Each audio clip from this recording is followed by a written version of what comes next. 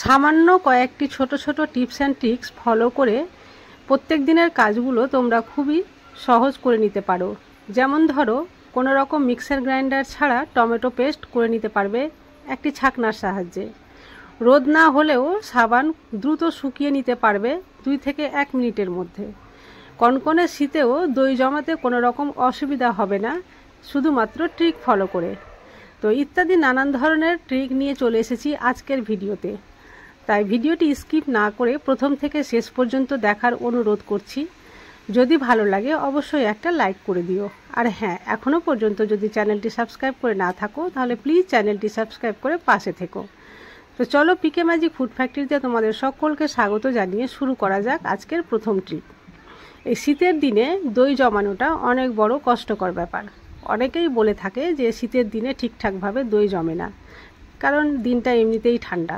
তো আজকে একটা সামান্য ট্রিক তোমাদের সঙ্গে শেয়ার করছি, যেটার ফলে খুবই সহজে দই জমাতে পারবে যে কেউ। আমরা আটা এইভাবে যে কোনো কন্টেনারে রেখে থাকি। তো আটার একটা নিজস্ব গরম রয়েছে। তো দুধ ঠিক পরিমাপ করে যেভাবে আর কি আমরা দইয়ের জন্য রেডি করে এই আটার কন্টেনারের মধ্যে দুধের পাত্রটা রেখে দিতে হবে। আর কন্টেনারের মুখটা বন্ধ করে এইভাবে যদি রেখে দাও তাহলে খুব সহজেই দই জমে যাবে, কারণ আটার যে গরম ভাপ নিচের, সেই গরমে দই নিজের মনেই জমে যাবে। আশা করছি এই ট্রিকটি ফলো করো তোমরা, আর দেখো দই কিভাবে জমছে।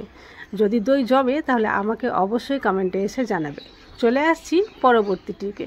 শীতের দিনে এই পেঁয়াজের ফুল খেতে খুব ভালো লাগে, তবে পেঁয়াজের ফুল কাটার সময় একটু বিরক্ত লাগে। একটা একটা করে কাটলে অনেক সময় লেগে যায়। তো সহজ পদ্ধতি তোমাদের সঙ্গে শেয়ার করছি।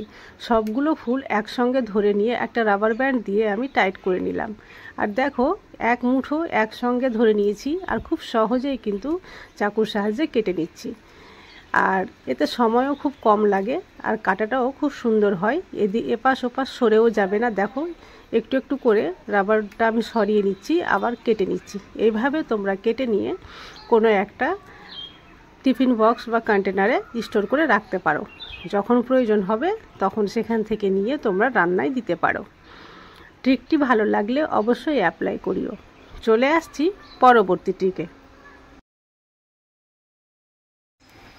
এই ধরনের সাবান বাটিগুলো আমরা ইউজ করার পরে ফেলে দিই, মানে এর ভিতরে যে থালা মাজার যে সাবান থাকে ডিশওয়াশ, সেটা আমরা ব্যবহার করে এই বাটিগুলো সাধারণত ফেলে দিই।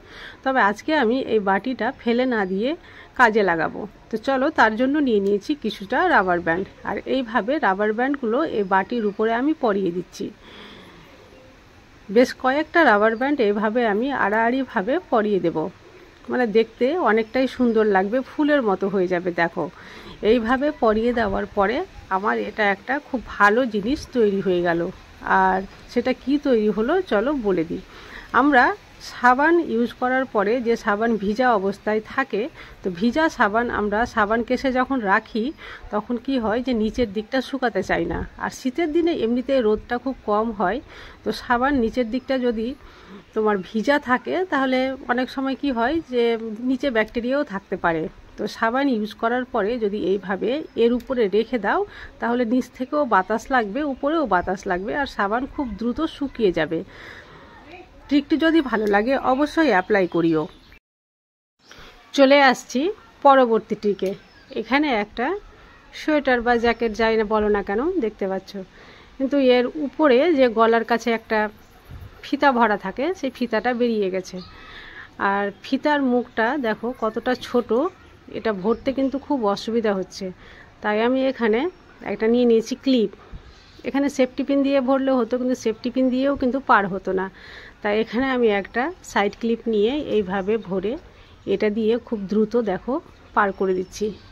এই ফিতাগুলো একদিকে টানলে আর একদিকে বেরিয়ে যায়, আর এটা না থাকলে আবার ভালোও লাগে না, কারণ কানে ঠান্ডা লাগে। তো এইভাবে তোমরা এটা দিয়ে ভরে দিতে পারো।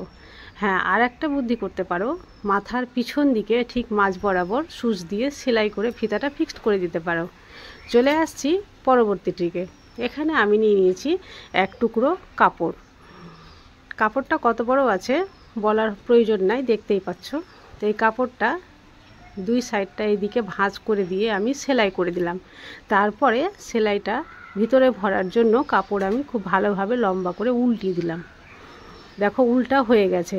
এবার যে সেলাইটা ছিল সেটা ঠিক মধ্যেখানে রেখে দুই মাথাটা আমি আবার উল্টো করে সেলাই করে নেব।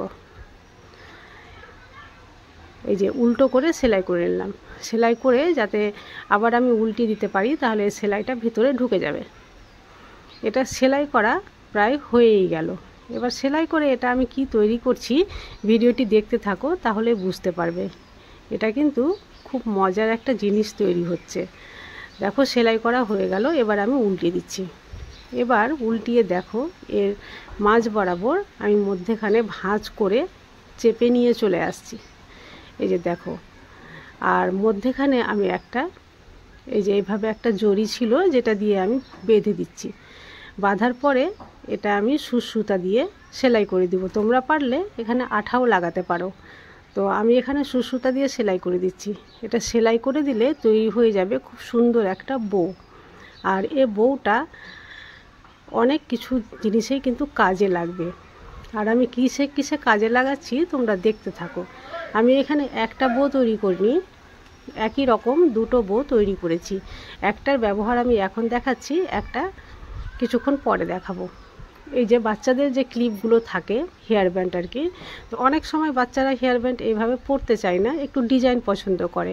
তো তোমরা এইভাবে বাঁচা কাপড় দিয়ে একটু বো তৈরি করে যদি আঠা দিয়ে সেট করে দাও, তাহলে এই ক্লিপগুলো তারা কিন্তু খুব খুশি পরবে আর দেখতেও ভালো লাগবে। চলে আসছি পরবর্তী ট্রিকে। কোনো তরকারি রান্না করতে গিয়ে হঠাৎ করে মনে পড়লো যে টমেটো পেস্টের তো দরকার ছিল, কিন্তু গিয়ে দেখছো যে কারেন্ট নাই। তো মিক্সার গ্রাইন্ডার ছাড়া টমেটো পেস্ট কী করে করবে সেটাই ভাবছো, তাই না? তো আজকের ট্রিকটা তোমরা দেখো, তাহলে খুব সহজেই মিক্সার গ্রাইন্ডার বা শিলনোড়া ছাড়াই খুব সহজেই টমেটো পেস্ট তৈরি করতে পারবে। একটা ছাঁকনির সাহায্যে একটা টমেটো নিয়ে এইভাবে ছাঁকনির উল্টো দিকে যদি ঘষে নাও, খুবই দ্রুত টমেটো পেস্ট তৈরি হয়ে যাবে। আর তোমরা এইভাবে পেস্ট তৈরি করে যে কোনো তরকারিতে দিতে পারবে। তোমরা দেখেও বুঝতে পারবে না যে এটা কিসে তৈরি করেছো। মিক্সার গ্রাইন্ডার ছাড়া যে এত সুন্দর পেস্ট তৈরি হবে, তোমরা দেখেই বুঝতে পারছো কত সহজ পদ্ধতি এটা। ট্রিকটি যদি ভালো লাগে অবশ্যই অ্যাপ্লাই করিও। চলে আসছি পরবর্তী ট্রিকে। এর আগে আমি একটা বো তৈরি করে তোমাদের সাইড হেয়ার ব্যান্ডে লাগিয়ে দেখিয়েছিলাম। এবার আরও একটা বো তৈরি করে রেখেছিলাম, এটা এবার এইভাবে সাইড ক্লিপের সঙ্গে আমি সেট করে দিচ্ছি। তো তোমরা এইভাবে যদি সাইড ক্লিপের সঙ্গে সেট করো, তাহলে বাচ্চারা কিন্তু খুবই খুশি হয়। তোমরা বিভিন্ন ধরনের কাপড়ের এইভাবে তৈরি করে রাখলে তারা প্রতিদিন যদি একটা একটা করে নতুন ক্লিপ মাথায় দেয়, তাহলে প্রচণ্ড খুশি হবে। এবং তোমরা এই ধরনের অনেকগুলো তৈরি করে রাখতেও পারো। আজকের ট্রিকগুলো যদি তোমাদের ভালো লেগে থাকে, তাহলে বেশি বেশি করে শেয়ার করিও। আর এই ধরনের ট্রিক পেতে হলে চ্যানেলটি অবশ্যই সাবস্ক্রাইব করে পাশে থেকো। আজ তাহলে এই পর্যন্তই। কাল আবার আসবো অন্য কোনো নতুন ভিডিও নিয়ে। ততক্ষণ পর্যন্ত তোমরা সবাই সুস্থ থেকো, ভালো থেকো।